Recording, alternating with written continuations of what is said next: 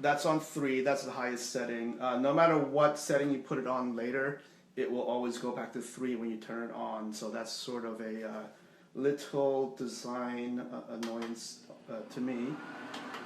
Here I'm putting it on 2. Here it is on 1. Turn it off. And it'll go back to 3. Now I don't know if you can hear it in the video, but there's a slight rattling from, I guess, the ball bearings. It's not very, very pleasing. Maybe you can hear it. Put it closer. Or maybe not, but just to make a note of that.